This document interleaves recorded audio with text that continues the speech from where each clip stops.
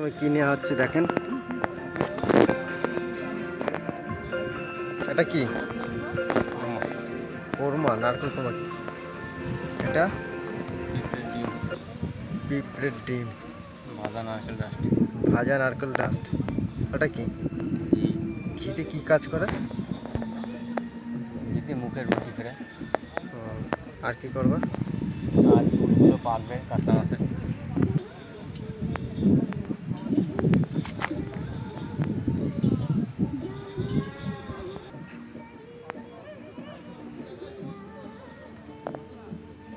এইভাবে ঠিক দেওয়া হয়।